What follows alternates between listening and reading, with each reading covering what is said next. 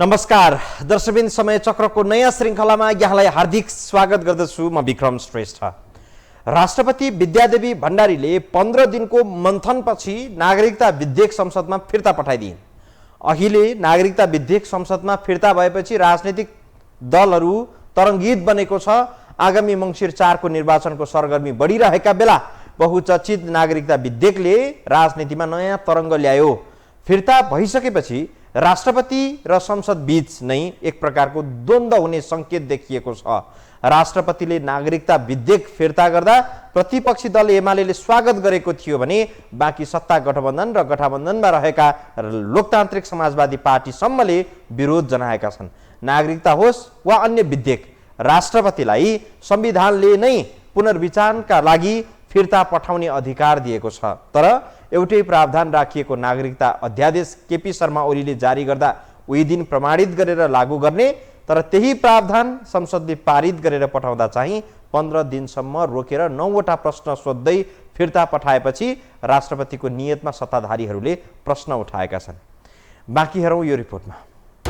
आइतबार राष्ट्रपति भवन शीतल निवासबाट जारी विज्ञप्तिले राष्ट्रिय राजनीतिमा तरङ्ग ल्याएको छ। एका थरीले यसको विरोध सुरु गरेका छन् भने अर्का थरीले समर्थन। राष्ट्रपति विद्यादेवी भण्डारीले नागरिकता विधेयक फिर्ता गरेपछि चर्चा र आलोचना सुरु भएको छ। काङ्ग्रेस, माओवादी र मधेसवादी दलका सत्ता घटकले नागरिकता विधेयक फिर्ताको विरोध गर्दा प्रतिपक्षी एमालेले भने यसको स्वागत गरेको छ। नेपालको इतिहासमा नागरिकता विधेयक फिर्ता भएको यो दोस्रो पटक हो।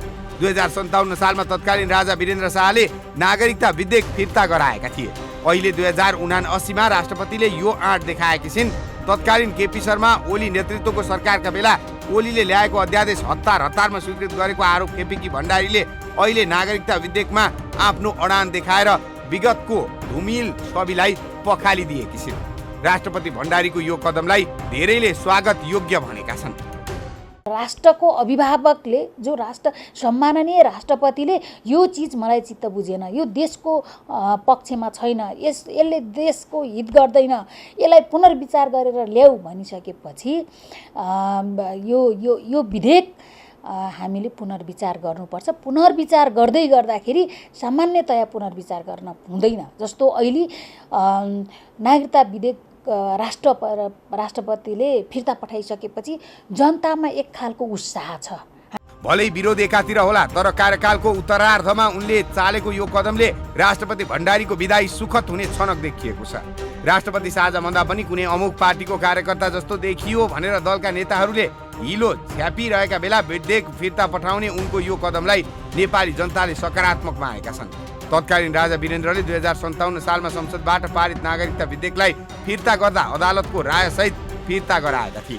तर राष्ट्रपति भण्डारीले भने संविधानको धारा उल्लेख गरेर नागरिकता विधेयकलाई पुनर्विचारका लागि सङ्घीय संसदमै फिर्ता गराइदिएकी छिन्। राष्ट्रपति कार्यालयद्वारा आइतबार जारी विज्ञप्तिमा भनिएको छ, प्रतिनिधि सभाका सम्माननीय सभामुखज्यूबाट प्रमाणित भई संविधानको धारा 113(3) बमोजिम सन्देश सहित यो विधेयक सम्माननीय राष्ट्रपतिज्यूले प्रतिनिधि सभामा फिर्ता पठाउनु भएको छ।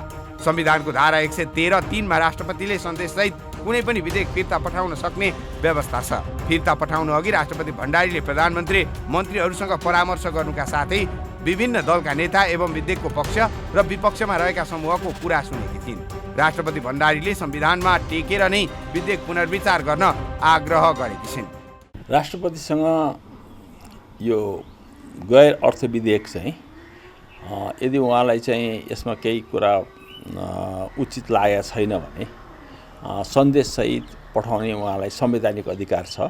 नागरिकतालाई मूल मुद्दा बनाएर राजनीति गर्दै आएका मधेसवादी दलहरूलाई नागरिकता विधेयक टाउको दुखाइ बन्ने देखिएको छ। प्रतिनिधि सभा र राष्ट्रिय सभाबाट विधेयक पारित हुँदा सबैभन्दा बढी खुसी देखिएका मधेसवादी दलहरू अहिले चर्को विरोधमा उत्रिएका छन्। मूलत नेपालको संविधान अनुसार संसदबाट पारित विधेयकलाई राष्ट्रपतिले प्रमाणीकरण गर्ने प्रावधान छ। तर संसदबाट पारित प्रस्ताव विवादित अथवा राष्ट्रहित विपरीत भएको लागेमा राष्ट्राध्यक्षको हैसियतमा राष्ट्रपतिले सो विवेक अर्थात् तजविज अधिकार प्रयोग गर्न पाउने व्यवस्था छ। नागरिक स्तरबाट पनि चर्को विरोध भइरहेका बेला शीतल निवासले आफ्नो अधिकार प्रयोग गरेको छ। राष्ट्रपतिको यो अडानले नागरिकता विधेयक अब के हुन्छ भन्ने प्रश्न पनि उठेको छ। सरकारले निर्वाचनको मिति घोषणा गरिसकेकाले सरकार काम चलाउको हैसियतमा छ। शीतल निवासबाट पुनर्विचार गर्न फिर्ता पठाइएको नागरिकता विधेयक यही सदनबाट पारित होला त? त त्यसै ढिलाइ भयो। प्रतिनिधि सभाले 4 वर्ष अगाडि गर्नुपर्ने काम यति समय लगाएर गर्यो। त्यसमा पनि तपाईँको चाहिँ नागरिकहरू चाहिँ नागरिकताविहीन भएको कारणले गर्दाखेरि अध्ययनमा जान सकेको छैन, रोजगारीमा जान सकेको छैन, व्यवसायहरू गर्न पाएको छैन। त्यसैले एउटा यो मानवतासँग जोडिएको विषय थियो, मानव संवेदनशीलतासँग जोडिएको विषय थियो।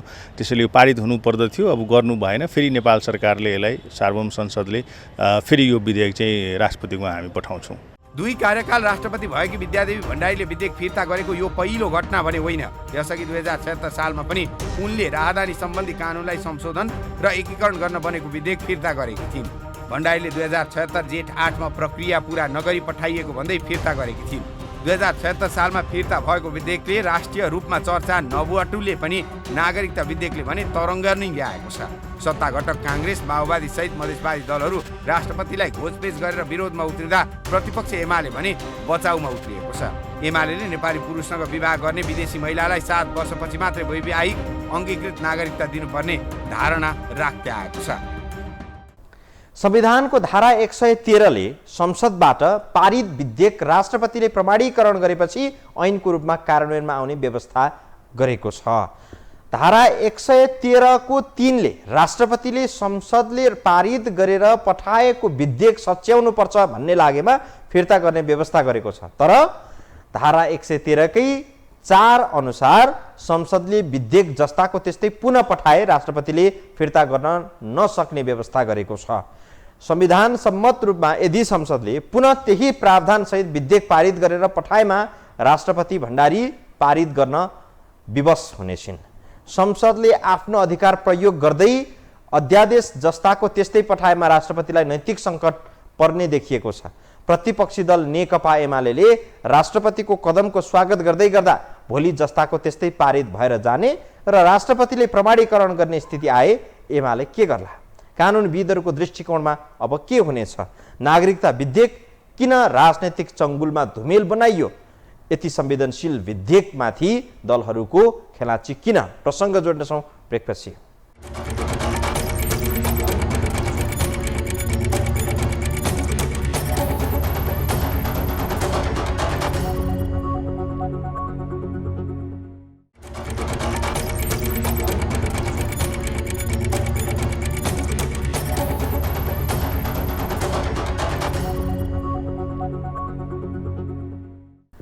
नागरिकतालाई मूल मुद्दा बनाएर राजनीति गर्दै आएका मधेसवादी दललाई नागरिकता विधेयक टाउको दुखाइ बन्ने देखिएको छ।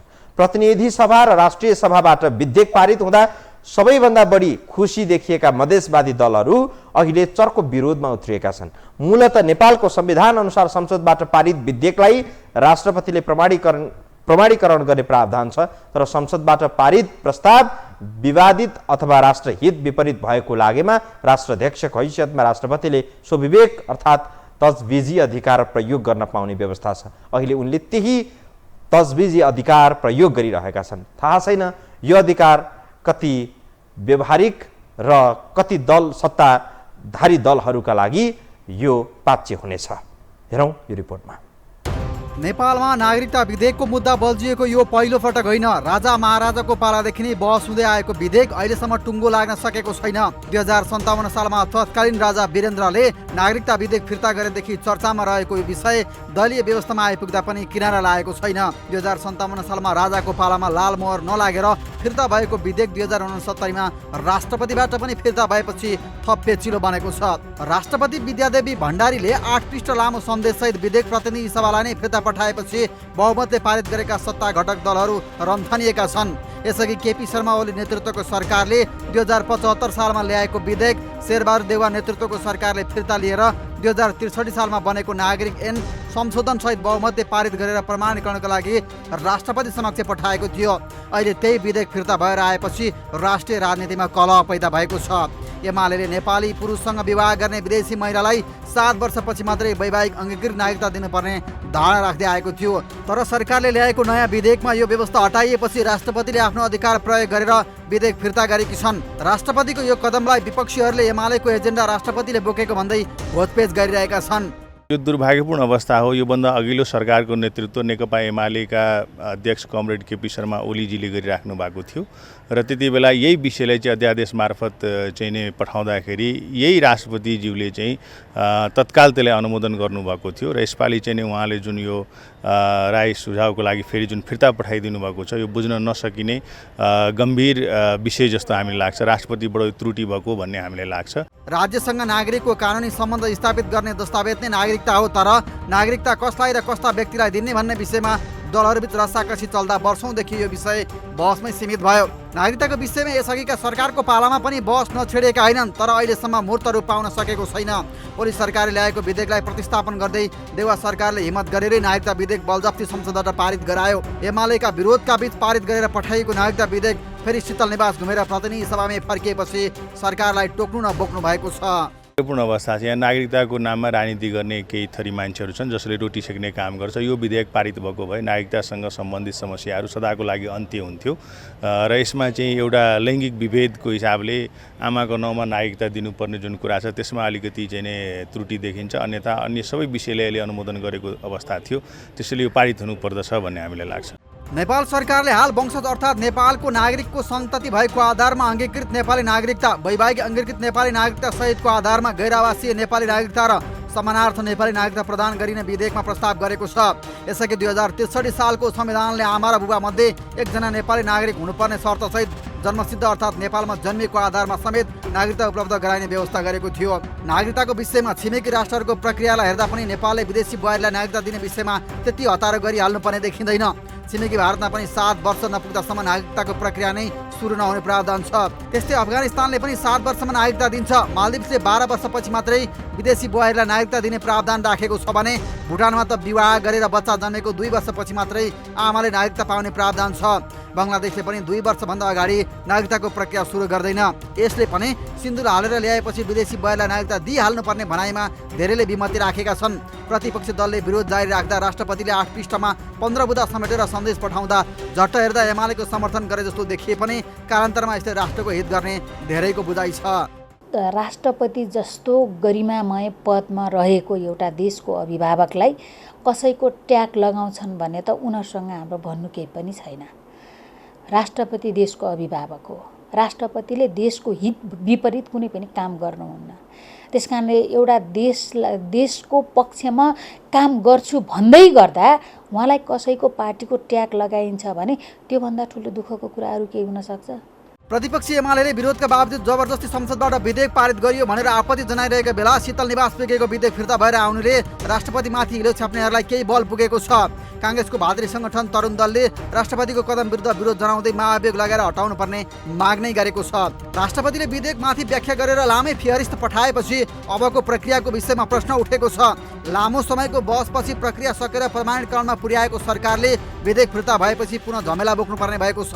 राष्ट्रपतिले फिर्ता पठाएको विधेयक सरकारले अघि बढाउन चाहे अब फेरि संसदमा पुरानै प्रक्रिया अवलम्बन गर्नुपर्नेछ। सरकारले उक्त विधेयक फेरि प्रतिनिधि सभामा टेबल गर्नुपर्छ। यसरी टेबल गरेको विधेयकमा विचार गरियोस् भन्ने प्रस्ताव पारित गर्नुपर्छ। त्यसपछि उक्त विधेयकमा संशोधन हाल्न 72 घण्टा समय दिनुपर्छ। त्यसपछि प्रतिनिधि सभाले दफावार छलफलका लागि समितिमा पठाउन पनि सक्छ, सभाबाटै टुङ्ग्याउन पनि सक्छ। यस प्रक्रियाबाट प्रतिनिधि सभाबाट पास भएपछि उक्त विधेयक राष्ट्रिय सभामा पठाइन्छ। राष्ट्रिय सभाले पनि प्रतिनिधि सभाकै जस्तो प्रक्रिया पुरा गरेपछि सन्देशसहित प्रतिनिधि सभामा आउँछ। राष्ट्रिय सभाबाट पारित भएर आएको विधेयकलाई प्रतिनिधि सभाले स्वीकृत गरी प्रमाणीकरणका लागि राष्ट्रपति कहाँ पठाइन्छ। यसरी पठाइएको विधेयक राष्ट्रपतिले फेरि फिर्ता गर्न मिल्दैन। पहिलो पटक संशोधनका लागि पठाइएकाले दोस्रो पटक फिर्ता गर्न पाउने व्यवस्था छैन। राष्ट्रपतिको अडानले तत्कालै नागरिकता विधेयक फेरि केही समयलाई तन्किएको छ। सरकारले निर्वाचनको मिति घोषणा गरिसकेको र एमालेको विरोध कायम रहेकाले पनि हाललाई विधेयक थाँती रहन्छ वा निरन्तर प्रक्रियामा जान्छ त्यसको टुङ्गो छैन। नागरिकताको सवाल मुलुक सार्वभौमिकता राष्ट्रियताको सवालमा दीर्घकालीन गम्भीर असर गर्ने संवेदनशील विषय हो। यस्तो विषयमा तत्कालीन समयलाई हेरेर सत्ताको तत्कालीन जोड घटाउको हिसाब मिलाउनका लागि सौदाबाजी गरिने विषय हुँदै होइन। तर गठबन्धन सत्ता स्वार्थलाई मियो बनाएर राष्ट्रको भविष्यमाथि धक्का लाग्ने किसिमको निर्णय अस्थायी जनप्रतिनिधिहरूले गर्न मिल्दैन।